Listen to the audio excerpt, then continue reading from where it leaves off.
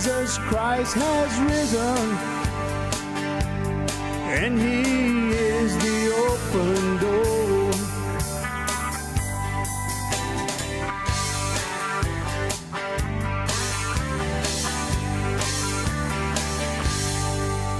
Well, how you doing, everyone? Welcome to another episode of the Cajun Conservative Show, where we talk about life, we talk about liberty, we talk about the pursuit of happiness, and we show the world that, yes, Cajuns do have intelligence. Hope you're having a good day, good week, wherever you are located here in the state of Louisiana. It is gumbo weather. If you go look at the weather, if you go look at the map, the weather map outside, we are sitting in the 70s, going up to the 80s, and I know some of my friends up in the north, like, that's nice weather. What are you talking about, gumbo weather? Well, here in Louisiana with the humidity, it gets cold. And we're sitting, we had some ice last night. I know that for a fact because I was outside until 11:30, 12 o'clock with our youth group. We had a big bonfire and we had a good time. And God blessed us with some good fellowship. And we just had a good time. And by the time we left, we started seeing frost get on the vehicle. So that's time like, hey, we got to go. It's getting too cold, even with a bonfire outside, ladies and gentlemen. But I hope you're having a good day because this is the day that the Lord has made. Let us rejoice and be glad in it. Hope you're having a good one. Thank you again for all your continued support for listening to the Cajun Conservative Show. If this is your first time, please consider hitting the subscribe button or the like button on the platform you're listening on. And tell a friend. And if you're a continued supporter, thank you for coming back. Love spending some time with you guys every single week, twice a week. And ladies and gentlemen, so at the time of this recording, the Republican Party has lost the Senate. And a lot of people might be saying, well, how could that be? Well, the Nevada Senate race, Lexon was winning. The last time we recorded this podcast, ladies and gentlemen, he was winning in Nevada. And it's no surprise that he lost. Why? Because the votes lingered and they had mail-in ballots coming in. And I just had a funny feeling about this, ladies and gentlemen. And look, they did not. I was wondering, why did they not project this when he was winning by 5-6 points? Right when the Democrat went over in Nevada. Oh, the Senate belongs to the Democrat Party. And they projected it for the Democrats. Now, there is some time left, and it is a close race, so I'm expecting Lennox to go ahead, unless he conceded that I'm not aware of at the moment, is going to go ahead and probably ask for a recount, which he should. I'm not just to make sure, hey, let's make sure all the numbers are correct. At this time, the House is still not has been called. Now, at the time of this release of the episode, it might have been, but we don't know. Kari Lake is still in an uphill battle in Arizona. I don't believe Kari Lake is going to win that. I think Hobbs is going to win. You know, the lady that told her people to count votes until late, and they don't know how to count, apparently.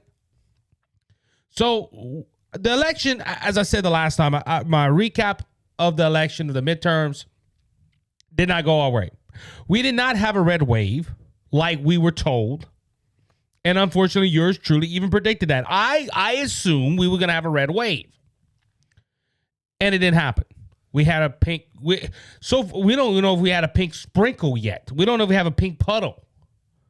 Because there is slim chance, and it would not surprise me. I will say this right now. It would not surprise me that the Democrat Party pick up the House of Representatives.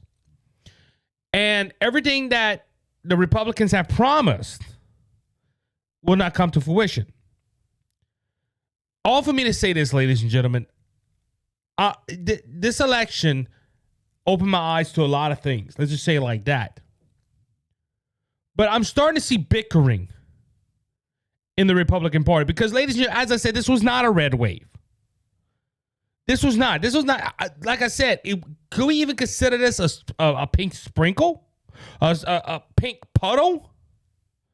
Because, ladies and gentlemen, we were told, and like I said, I even believe some of them, that a red wave was coming. The Republican Party pushed it. We are going to gain the House. We're possibly going to gain the Senate.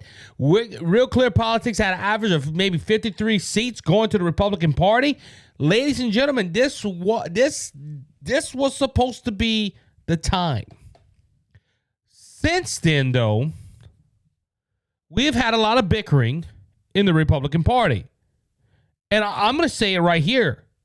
The Republican Party is divided. The Republican Party is so divided right now that we're starting to attack each other.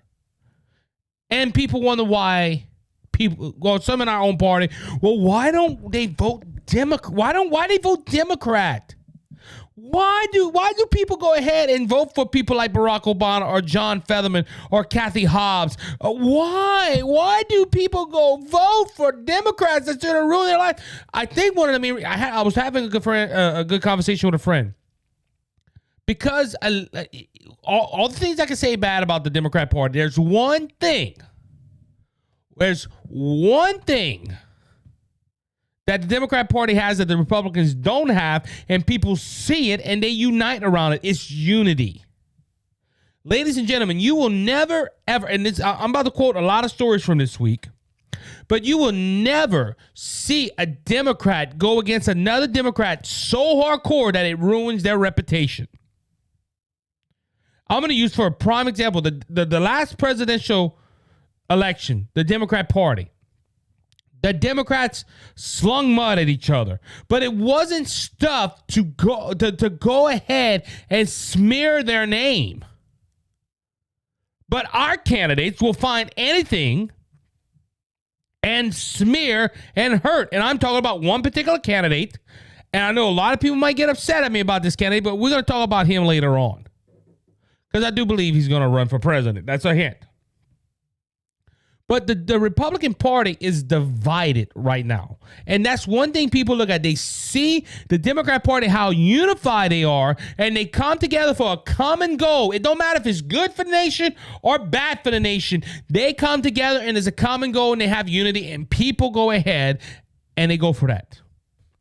But the Republican Party is so divisive right now, especially that now that they think they're going to get the House of Representatives. Ladies and gentlemen, let me start off with this right here. This is why I'm going to say divided. It is still a theory that the Republican Party is going to take over the House of Representatives. It's going to be by a slim majority. There's 20-some seats left. Republicans at 215. They only have to pick up 8 seats. If they pick up 8 seats, they are the leading party in the House of Representatives. And you would think that Kevin McCarthy, the man that has been leading this thing since 2016, well, after 2018, after Paul Ryan demolished the House of Representatives when the Republicans had it, you would think this man would go ahead and get the bar. It was just obvious. But listen to right here. Fox News. Freedom Caucus Rep Andy Biggs says not so fast to McConnell's speakership after disappointing election results. Representative Andy Biggs, Republican of Arizona, on Wednesday signaled that the House Majority Leader, Kevin McCarthy, might hit a few speed bumps on his quest to become the next House Speaker. Argued the Republican conference needs to have a serious discussion about leadership after Thursday's disappointing election results. Which, look, I agree to some extent on this.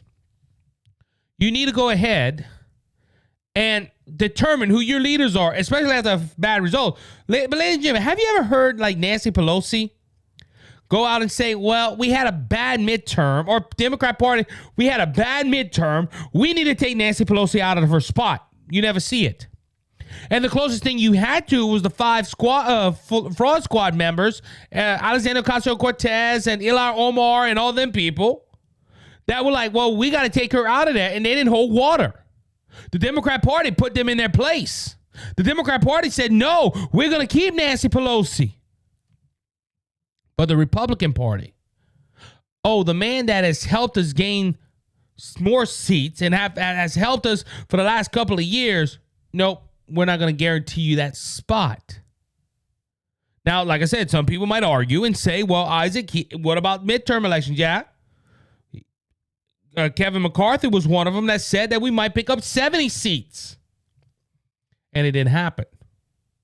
But right off the jump, they're challenging Kevin McCarthy. Now, Steve Scalise, the congressman of Louisiana, which I like a lot, even came out and said that he is considering on running for the House Speaker. He would like to be the House Speaker.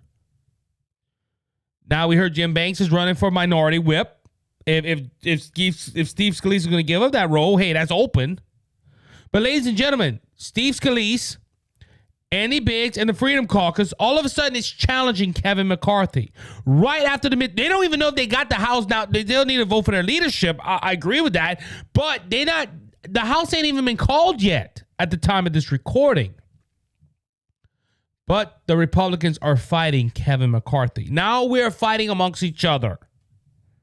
And it is dangerous. Now let's go on to the presidential scene of 2024. Yes, I did say the 2024 because Donald Trump is hitting around that he is going to go ahead and run for president, and he's probably going to announce it this week sometime. That is what the hint is. They said the week of November 14th, President Trump is going to make an announcement. And if my suspicions are correct, he's going to run for president of the United States. The problem with it is that Donald Trump is letting his ego get in the way of the next presidential election. Why do I say that? Because remember I said we're bickering with each other now. Trump and Republicans want to win this seat. They want former President Trump wants to win the presidency again. Why? It is not for the benefit of the country right now. He still is harping on 2020. Look, by hook or crook, I don't know. But if Donald Trump truly lost that election, he needs to put his big boy pants on and says, I lost. And the people, look, I'm just being blunt because this is hurting us now. Divide and conquer. And look, this is what the Democrats are doing right now, ladies and gentlemen. They are dividing and conquering us.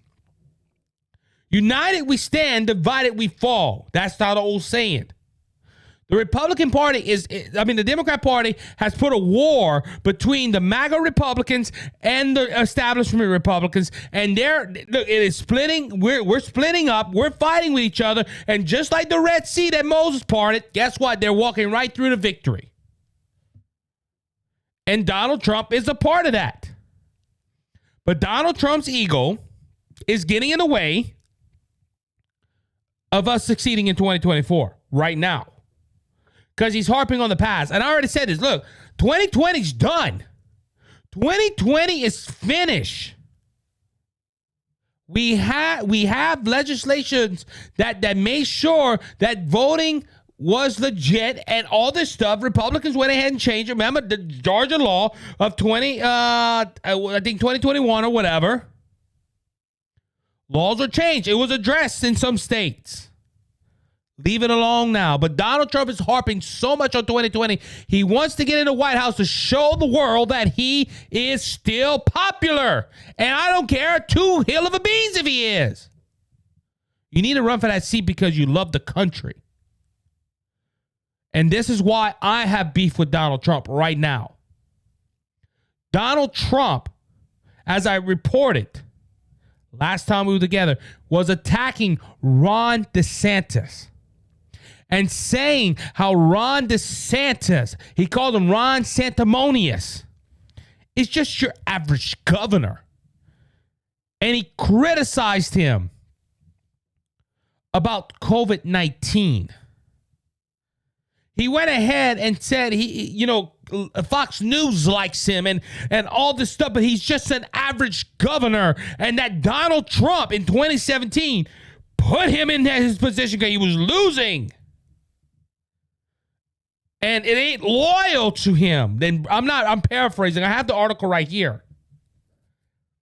I'm gonna quote Donald Trump's. And look, this is what I don't like about Donald Trump. His freaking ego is too big. I'm sorry. And look, I'm a Trump supporter. Let me bluntly say that. I was a Trump supporter. I like Donald Trump's policies, but what he's doing now is disgusting to me because, as I said, divide and conquer. The Democrat Party is dividing the Republicans, and their last election proves that they supported MAGA Republicans so they can get in position. Those established Republicans, they want to support the MAGA Republicans, and guess who's got the Senate, and guess who might gain the House again? Ding, ding, ding, ding. Donald Trump was quoted, I also fixed his campaigns, which had completely fallen apart. I was all in for Ron, and he beat Gloomer, but after the race, when votes were being and this is Trump's words, stolen by the corrupt election proceeding in Broward County, and Ron was going down 10,000 votes a day, along with now Senator Rick Scott. I sent the FBI and the U.S. Attorney, and the ballot theft immediately ended. Just prior to them running out of votes necessary to win, I stopped his election from being stolen. That is a quote from Donald Trump. No, you didn't. Donald Trump did not put Ron DeSantis in there. The people of Florida put Ron DeSantis in there. What can Trump say about now with Ron DeSantis winning by 20 points? Trump didn't do that. But I know why Donald Trump is attacking Ron DeSantis. He's trying to put a bad taste in Republicans' mouths for Ron DeSantis, and it's just doing opposite. It is backfiring. Like me, I was a strong Trump supporter, but I've come over this microphone already and said it. I would vote Ron DeSantis over Donald Trump right now. Along with attacking Ron DeSantis, Donald Trump also attacked Glenn Youngkin, the governor of Virginia. Went ahead and called him a nickname. Some are saying it's racist. I'm trying, young kind. Donald Trump is trying to give nicknames to all his opponents, which he shouldn't be. He should be attacking the Democrat Party. No, he is attacking fellow Republicans. Republicans are divided. And we know what this is. Youngkin and Ron DeSantis has been said to possibly be running for president of 2024. That's why Donald Trump wants to get a forefront of everybody to leave his name. Donald Trump likes media attention. We already know this.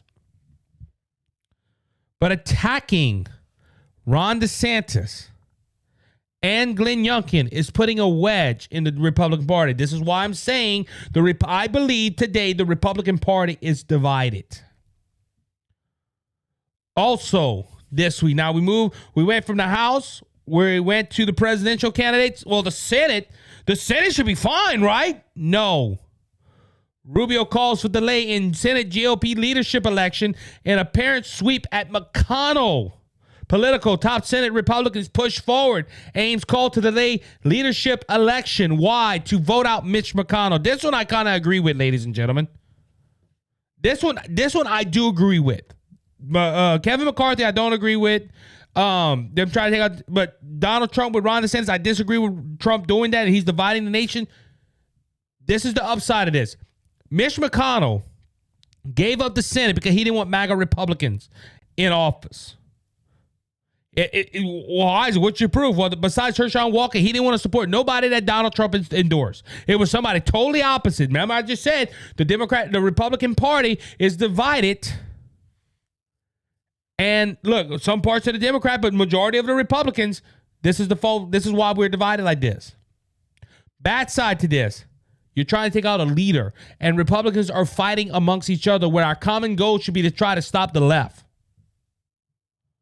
Ladies and gentlemen, I'm seeing this all week. I'm seeing it from last Thursday's episode till now. That's just 4 short days since we recorded. The Republican Party is in a mess. Why? Because they put their hopes so hard.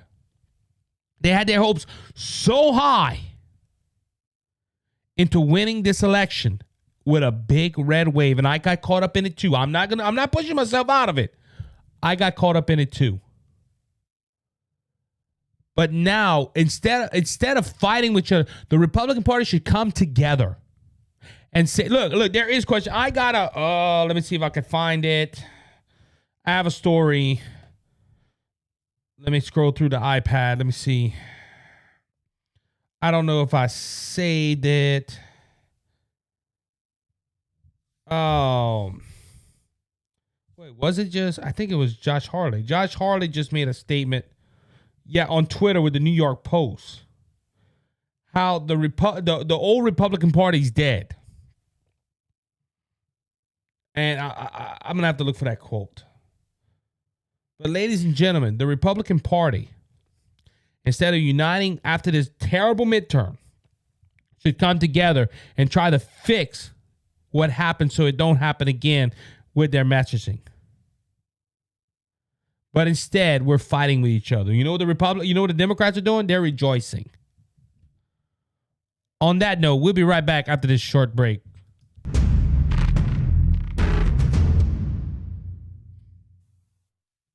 How you doing, everyone? Isaac here. I'm the Cajun Conservative, and I want to thank Brother Lanny Hayes from Hayes' Dump Truck Service for their generous support of the Cajun Conservative and Brothers Just Searching. Hayes' Dump Truck Service serves the Lafayette and surrounding areas. If you have any job that you need done, like cleanup or hauling material to your job site or your home, we haul limestone, we haul sand, we haul topsoil, any type of material you need. If you're in the Lafayette and surrounding areas, please call Brother Lanny Hayes at 337-852-8043. Remember, Hayes' Dump Truck Service, where Jesus is Lord of the company. With your blood, cleansed and made us whole. Not one hoof, not one soul. All right, everybody, welcome back to the second segment of this episode of the Cajun Conservative Show. Ladies and gentlemen, I remember what Josh Harley said. I think I quoted right at the end of the first segment. But Josh Harley it was a New York Post piece, and he said it the best way. We need to change our messaging. We need to change the messaging of the Republican Party. Ladies and gentlemen, look, I'm glad Dobbs went through, because we got rid of something that haunted our nation for 50 years. And I was even on the microphone where I quoted that polls said that it was the top 6 of the percent. Now, this is what went on with the whole Dobbs decision. Look, I'm glad. Look, abortion is done by state. There's some states that have completely outlawed abortion, which I think is great. It should be a state-to-state issue. It is not in the Constitution. It is, on issues of that nature, you have to go ahead and you have to let it done by state. But the Republican Party, and look, like I said, I thought it was the sixth most important issue according to some polls. But that was one of the top issues people went vote on. And I'm using this as an example, the messaging on this. Mitch McConnell, Lindsey Graham, every Republican in the Senate and in the House said that we need to stop Roe v. Wade and give it back to the states. Right before midterm elections, I think 2 months before midterm elections, when it was dying down and people were the left was starting to realize, hey, we lost it. Let's try to do something where we get. Lindsey Graham comes up and says, I want a 15-week ban on abortion. And I made it blunt on this show. I remember this. I said it. Good motive, wrong timing. Because Lindsey Graham was one of these Republicans that went around all this country and saying we need to overturn Roe and we need to give it back to the states. Now he's pushing a 15-week ban nationally, which I am not against. I think we should, because there's other countries in this world that allow abortion and they have a 15-week ban on abortion. Putting it up that some states passed this last midterm election where it's up to the time of birth makes me sick. But you know what Republicans did? Republicans, we're going to put a ban on abortion. And I agree with it. I think we should have a ban on abortion. I agree with it, but right message, wrong timing. Basically. And instead of explaining the position, the left fueled that to get people that especially Generation Z, which I believe was one of the top voting groups, to go out and vote. And look, and this also puts another point on this. The Republican Party is not trying to reach the young people. I have said this over this microphone. I have said my goal for this show, this is why I do podcasting. This is why I go to YouTube. This is why I go to Rumble. This is why I take 2 days out of the week to come and talk politics, because I want the young people to know what's going on. My last live stream for the election coverage, my heart was overwhelmed when I saw some of my youth members watching. And we even commented, we gave him a shout out because young people need to follow politics and they need to understand correctly. But the Republican Party ain't doing that. Ladies and gentlemen, I attend the RPEC meetings, and if you don't know, it's a parish executive committee for the Republican Party. Each parish in Louisiana has one, supposedly. And do you know that when I show up, me and one of my producer in training, Hezekiah, are the only young people in the room. And it depends how you define young, but I'm talking about 30 years on up. Ladies and gentlemen, the Republican Party is not pushing their message out, and I agree with Josh Harley on that. This is the problem with the Democrat Party. Along with being divided, when people see us divided, they like, no, we're not gonna deal with that party. Why? Because that party is the party of division. Not all over the country. But the Republican Party is divided. And like I said, the Democrats are doing a good job. I cannot just put all the blame on the Republican Party. Majority of the blame is on the Republican Party. I'm not going to disagree with that. I'm going to agree with that. Majority of the problem is the Republican Party. I do agree with that. Correction on my part. But I have to put some blame on the Democrats as well. Because the Democrats finally took the idea of the Louisiana Democrats and put it into effect. Because this is how Louisiana politics have done this for years. The Louisiana Democrats have done this, and John Bell has mastered this. Our governor is a Democrat governor that should not be in there. But what he did was he took two Republicans that were running in the primaries, and they caused division on both of them, or the Republican that is a rhino that leans more with John Bell went ahead and pushed that issue, and guess what? He walked in. Divide and conquer. The last one, let's say with Ralph Abraham and Eddie Rispone. All Eddie Rispone had to do was keep his mouth shut.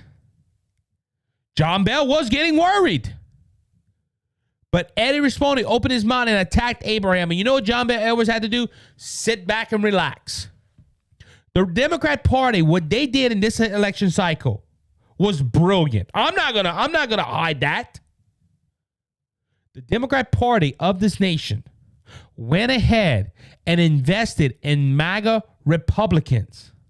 They put millions upon millions in the campaign fund.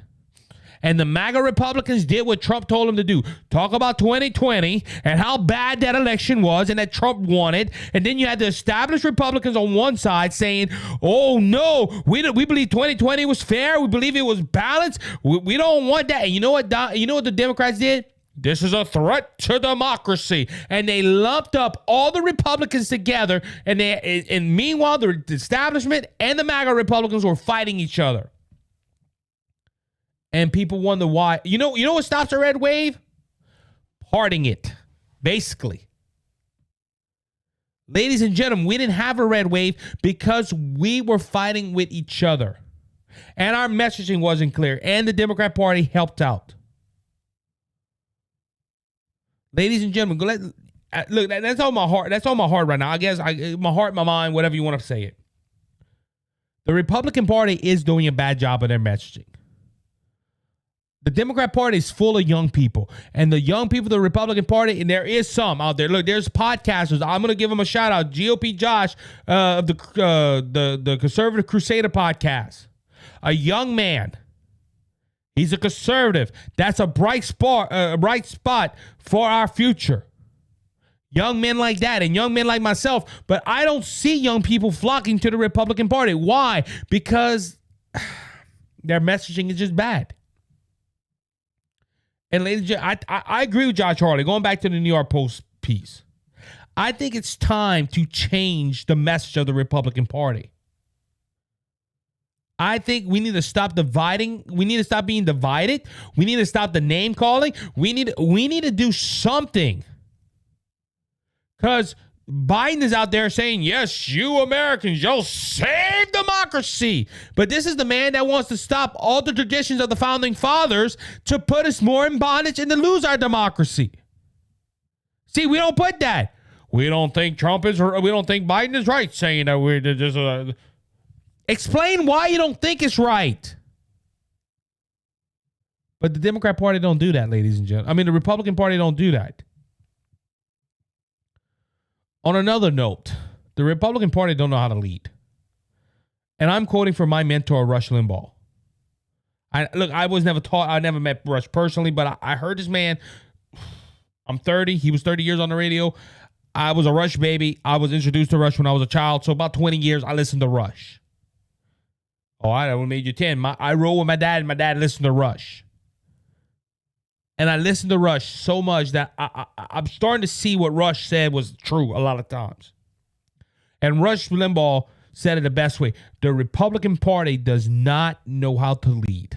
The Republican Party does not know how to take the helm. Even when they're in leadership, I'm going to use for a prime example. In 2016, Paul Ryan was the Speaker of the House. Mitch McConnell was the Senate leader.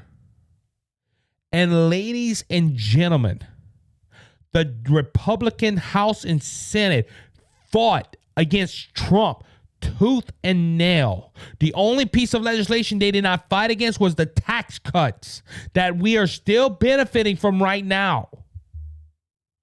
But ladies and gentlemen, they fought Donald Trump tooth and nail because they're so used to being on defense and not on offense and getting stuff done.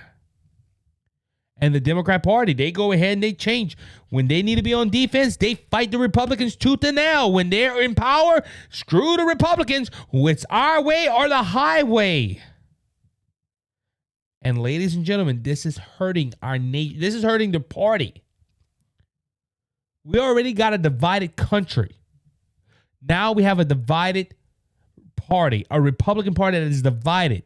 And it's hurting this nation because we're the only party. The Republican Party is the best chance to beat out the Democrat Party. And the only party that's united is the one that is corrupting and hurting our nation. Listen, I'm serious. I think Mitch McConnell, I wish Mitch McConnell would have got beaten the last time he ran. I wish there would have been a lot of these old coots that are career politicians. And I'm not talking about the left. I'm talking about the conservative, supposed to be conservative right Republicans. There are Republicans that have been in there as long as Nancy Pelosi, and that is not right. Our founding fathers never, ever intended for the leadership to be a career. It was supposed to be, you supposed to be in politics, you serve for a time, then you go back to private life.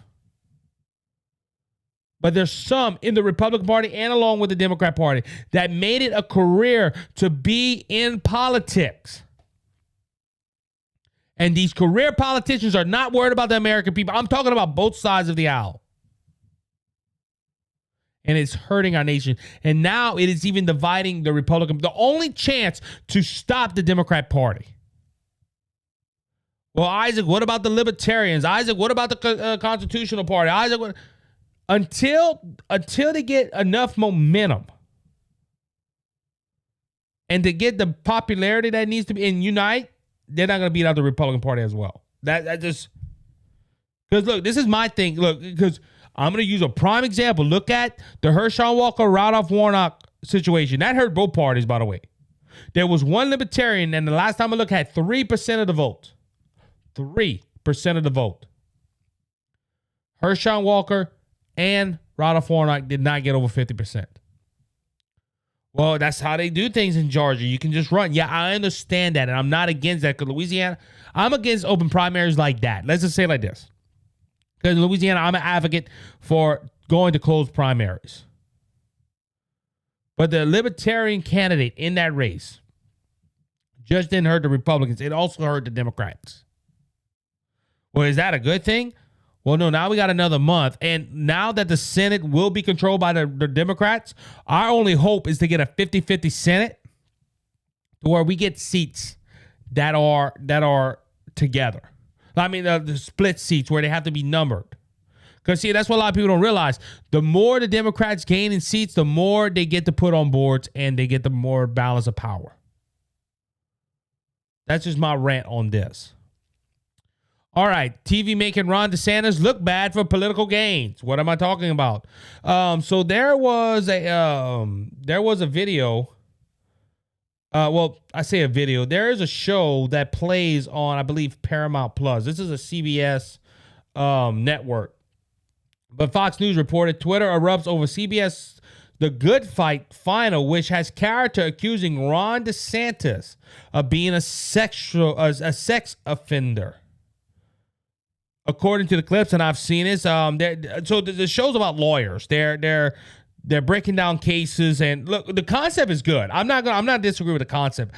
The concept is good of a lawyer breaking down the evidence and making sure it's right, making sure they can use that and everything. I don't look crime. I like crime videos, ladies and gentlemen. There's some I watch on a regular basis, but this one you could tell had a political agenda behind it. To start off, there's a character that shows up, says he worked for Ron DeSantis and he went to CPAC, and Ron DeSantis drugged him and made him do sexual things to him in the show. And when they ask, well, do you have proof? He brought a shirt out and it's supposed to have some bodily fluids from the governor of Florida, and they're discussing this, and I watched all the clips. Now, that part of the show they were trying to bring back towards Bill Clinton and Lisa Murkowski. I forgot her name. Man, I can't think of that woman's name now. It's Lisa something. Murkowski or something of that nature. Monica Lewinsky. Thank you, Monica Lewinsky. I didn't even say her name right either. But anyway, but they were doing a hint to that, and in the show they're trying to figure out what's going on, and then at the end the guy admits that he made everything up because he wanted Ron DeSantis to go down in the polls and Trump to go up in the polls, and to get Donald Trump back into the spotlight.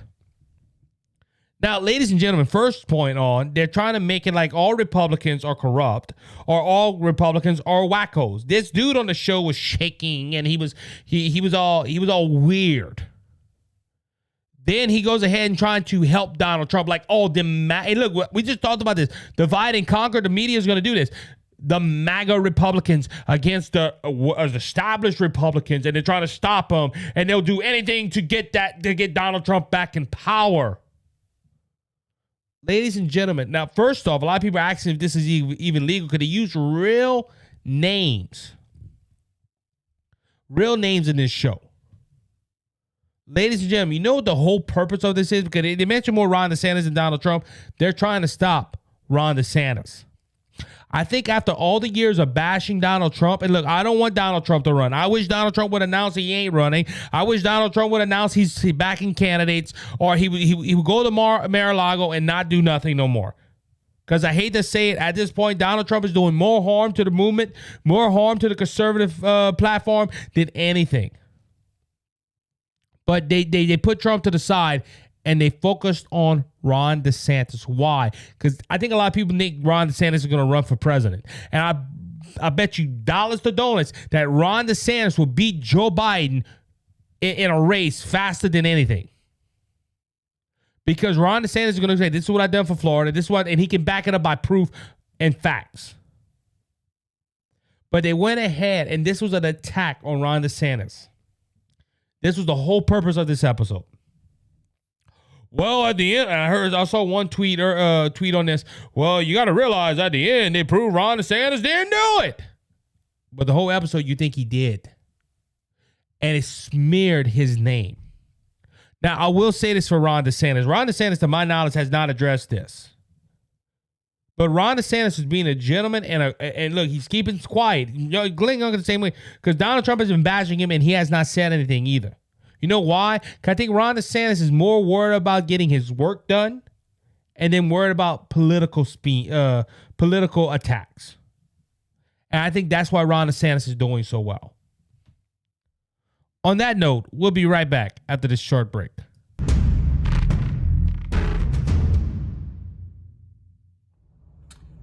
Cheers and good on you, boys and girls. My name is Scott Ford, and I have a show on Rumble. It's the Scott Ford Show, all in one word, the Scott Ford Show, and it's on Rumble. And I also have a motivational success show on YouTube.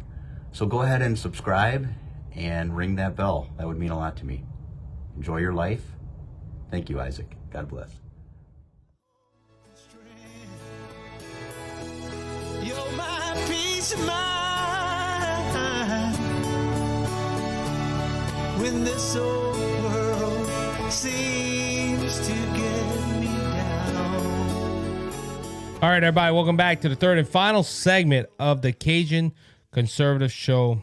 So as we've been talking about Democrat, Republicans, and look, to be honest with you guys, I have stories, I have lines. It just I got a lot on my mind that I want to break out. And if this isn't like a regular episode of me, I'm just venting because I love this nation, ladies and gentlemen.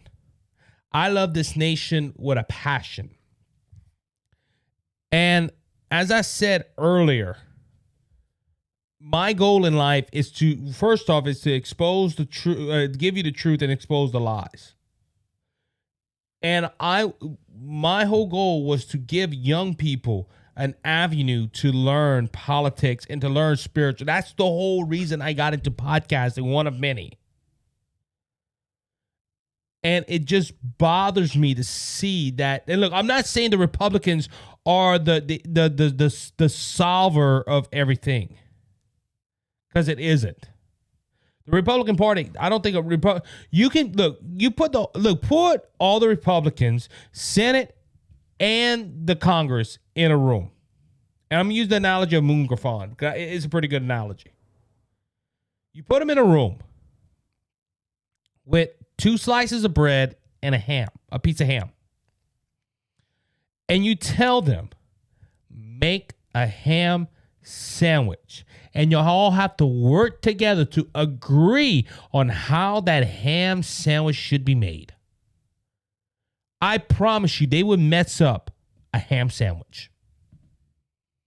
I'm sorry. That's how I feel right now. Because the Republican Party is so... See, the MAGA Republicans would say one thing, and then the establishment Republicans would say another thing, and then they'll get mad, and the sandwich wouldn't be made, or it'd be messed up.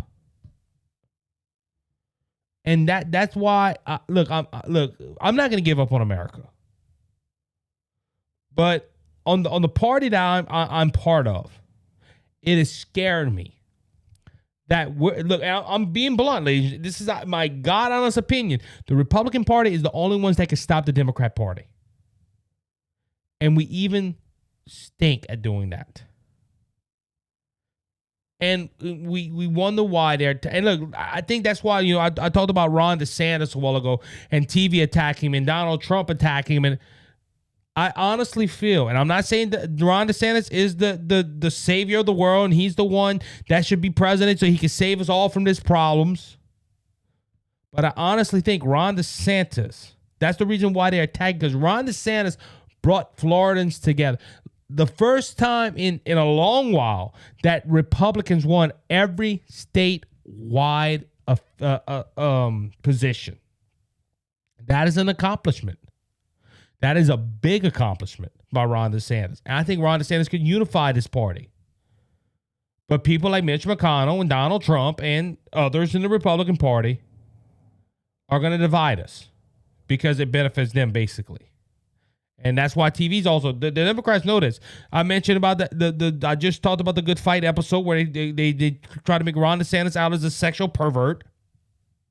Why are they doing that? Because the Democrat Party knows that people get behind Ron DeSantis. That is their worst nightmare.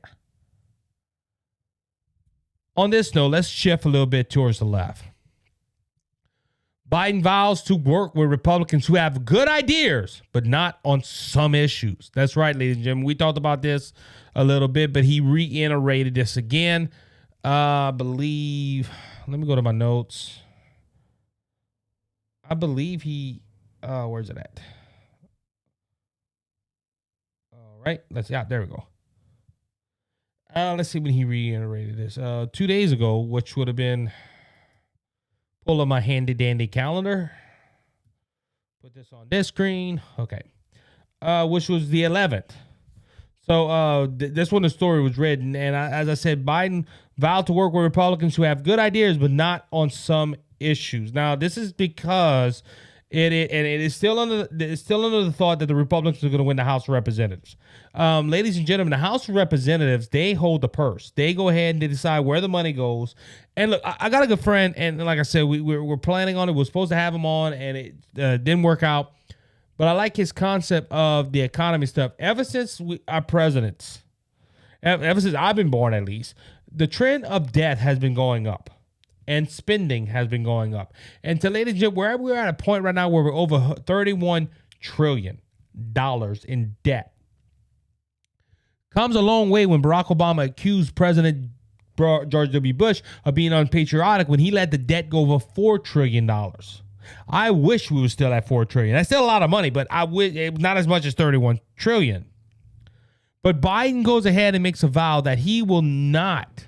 He will work with Republicans who have good ideas. What is the good ideas? I would like to. I wish I could really ask the president this, because, ladies and gentlemen, according to the president of the United States and other Democrats, none of us Republicans have no good ideas. None whatsoever. We're just here to hinder their good ideas. And our ideas are bad for the country. They're bad for democracy. And we don't want nothing to do with this. Ladies and gentlemen, this is scary. That first off, a political party that thinks something like that of fellow Americans is dangerous.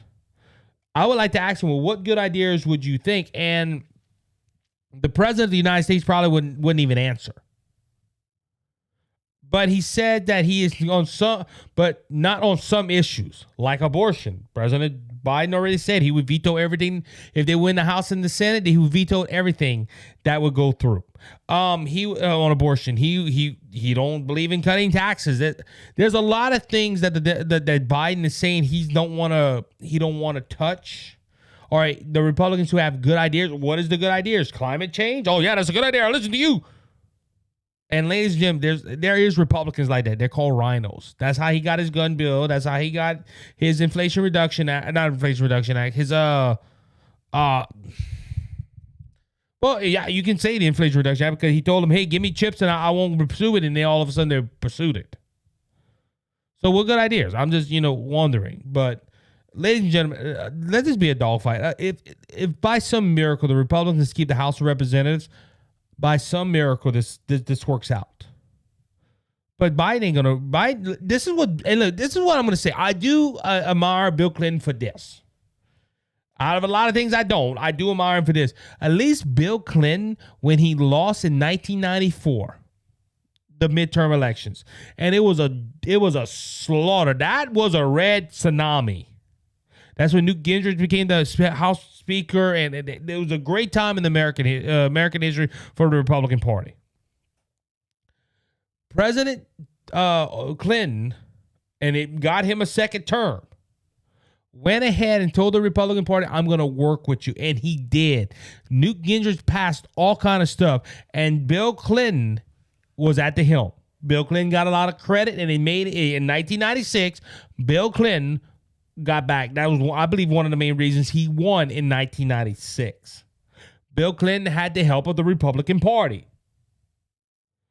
But because he worked, Biden is saying no. I saw an article where he said nothing's going to change. It don't matter who, if it was the Senate or the House, he's still going to pursue the stuff that is making him unpopular. Now you can go with the argument, well, he didn't have a bad midterms. Yeah, they lost the House, but they didn't lose the Senate. He got a lot of in some way, shape, or form. It was a loss for the Democrats, but they came out on top on a lot, especially on the Senate. So Biden is just going to push forward what he's doing, unfortunately, which is going to ruin the nation. Candace Owens had and I'm trying to figure out where I got this from. Let me go get this. This is from Business Insider. And they went ahead and talked about Candace Owens. Candace Owens apparently had an interview with President Donald Trump. And Candace Owens said that it looked like he was, in her words, paranoid after the midterm elections. Now, for the last two segments, I've been bringing Donald Trump in and talking. Listen, if Donald Trump is the nominee for the president of the United States, I'll vote for him.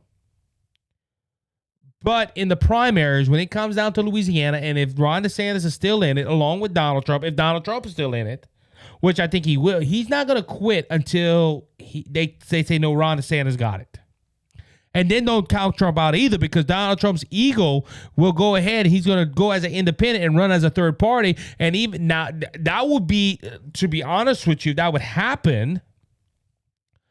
That would be the greatest gift that Republicans could give to the Democrat Party, because you would have Donald Trump, Ron DeSantis. It will split the votes, and the Republican, whoever it would be, could stay. If it's Joe Biden, because Joe Biden planning on announcing, he says he's planning on announcing to run for president again.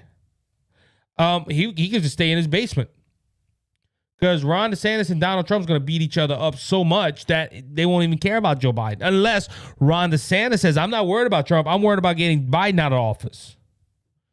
That could be the T. But according to Candace Owens, and Candace Owens is a great conservative, but Candace Owens, speaking on her Daily Wire show after the midterm, said that former President Donald Trump was being rude to her and made her question for the first time what kind of person he is.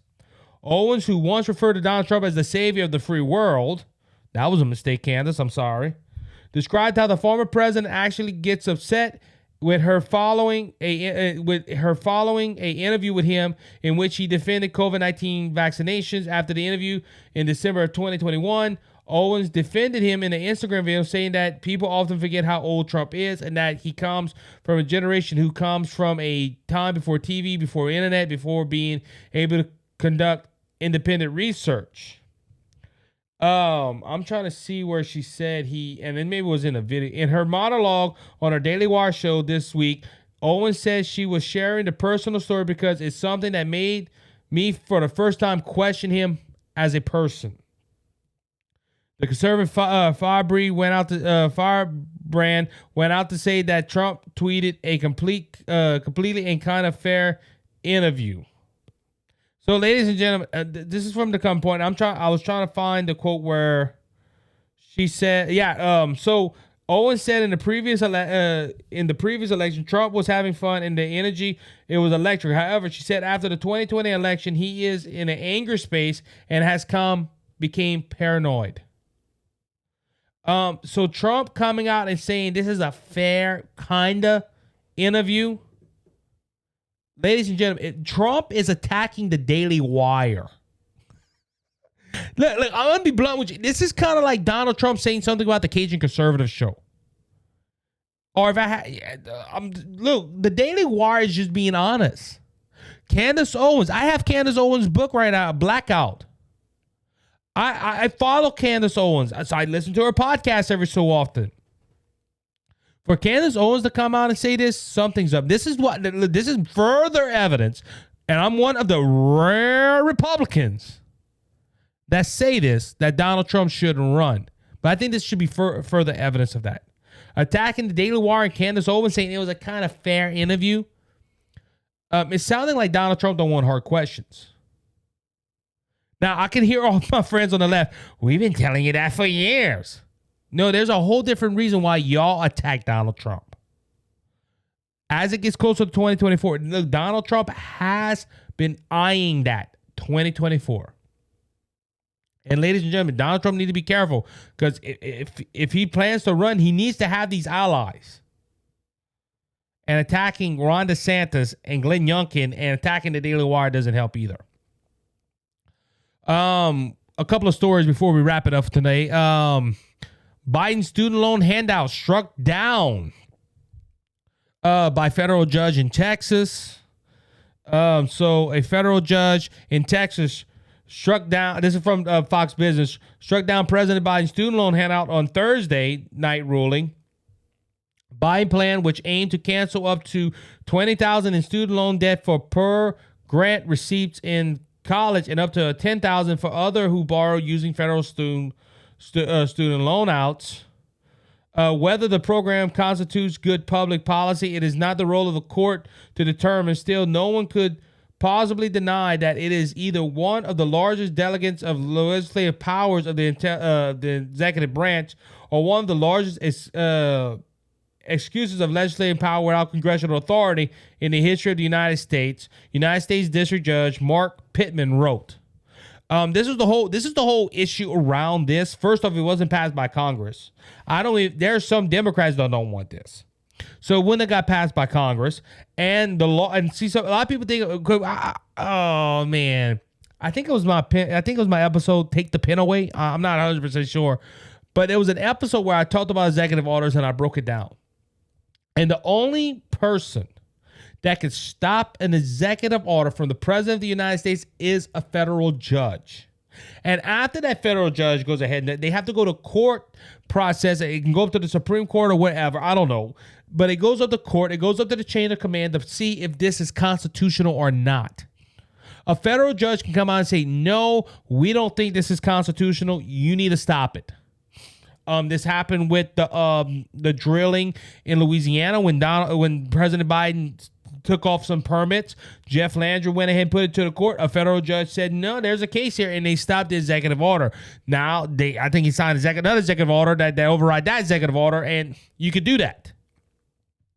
But a federal judge doing this, it brings out a lot of it brings out arguments of constitutionality of the president of the United States.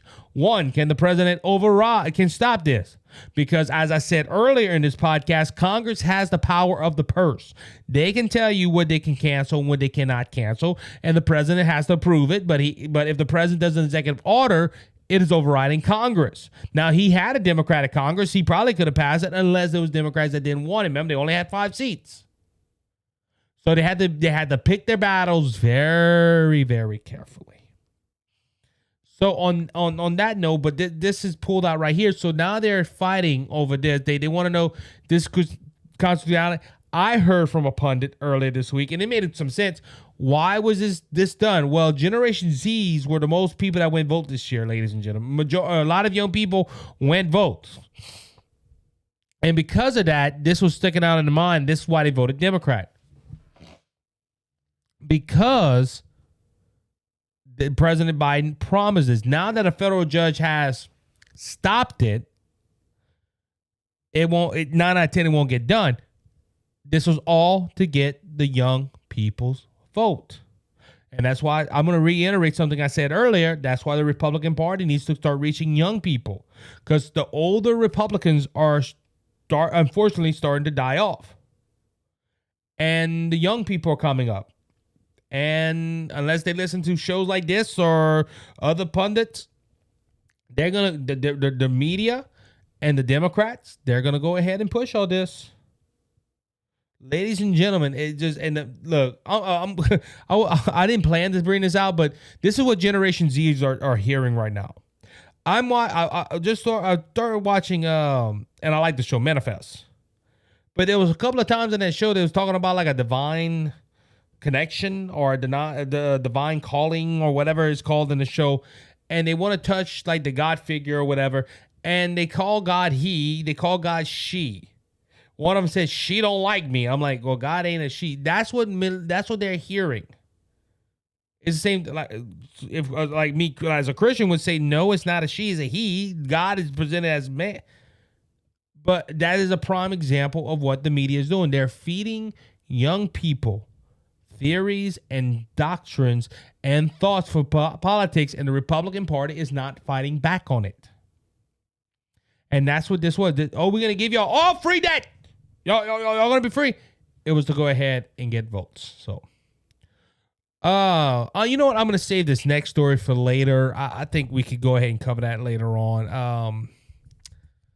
Because I'm really running out of time. So I'm going to go ahead and save that for next time. I'm going to go ahead and save that for next time. So, but anyway, ladies and gentlemen, I want to thank you for listening to the Cajun Conservative Show today. It is an honor and a privilege to be with you here every week, twice a week. Please do me a favor, hit the subscribe button, hit the follow button, go ahead and tell a friend, and go ahead and let the the Cajun Conservative Show be known throughout the world. So until next time, be blessed, be encouraged. Remember, Jesus Christ is coming back, and he's coming back soon. So don't be faint of heart, because Jesus has overcome the world. If you want to know Jesus as your personal Lord and Savior, reach out to me. I will get in touch with you, and I will tell Jesus how to make. I will tell you how to make Jesus your eternal Savior and heaven your eternal home. Until next time, be blessed, be encouraged. You have a good one.